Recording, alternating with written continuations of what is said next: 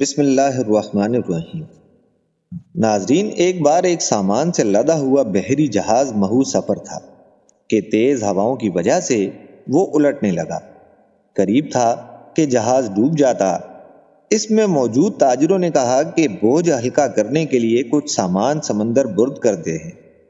تاجروں نے مشورہ کر کے طے کیا کہ جس کا سامان سب سے زیادہ ہوا اس کا سامان پھینک دیں گے۔ جہاز کا زیادہ تر لوڈ ایک ہی تاجر کا تھا۔ اس نے اعتراض کیا کہ صرف میرا سامان کیوں، سب کے مال میں سے تھوڑا تھوڑا پھینک دیتے ہیں۔ انہوں نے زبردستی اس نئے تاجر کو سامان سمیت سمندر میں پھینک دیا۔ قدرت کی شان کہ سمندر کی موجیں اس کے ساتھ کھیلنے لگیں اور اسے اپنی ہلاکت کا یقین ہو گیا۔ جب ہوش آیا تو کیا دیکھتا ہے کہ لہروں نے اسے ساحل پر پھینک دیا ہے۔ یہ ایک غیر آباد جزیرہ تھا۔ جان بچنے پر اس نے رب کا شکر ادا کیا، اپنی سانسیں بحال کیں اور وہاں پڑی لکڑیوں کو جمع کر کے سر چھپانے کے لیے ایک جھونپڑی بنائی۔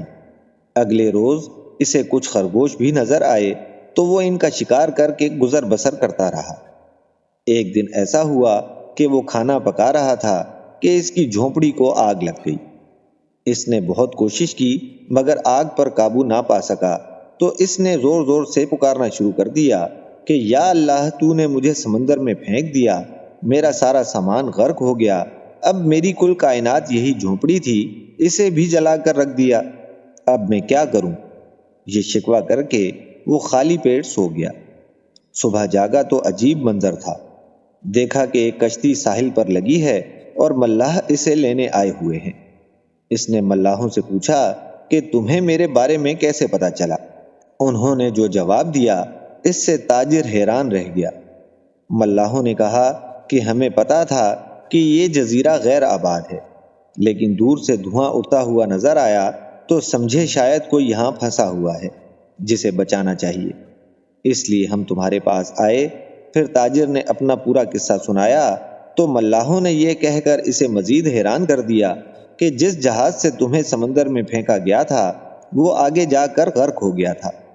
یہ سن کر تاجر سجدے میں گر گیا، رب کا شکر ادا کرنے لگا اور کہا کہ پاک ہے وہ ذات جس نے مجھے بچانے کے لیے تاجروں کے ہاتھوں سمندر میں پھینکوایا۔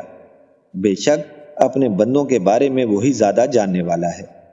ناظرین، حالات جتنے بھی سخت ہو جائیں، اللہ کی رحمت سے کبھی مایوس نہ ہوں۔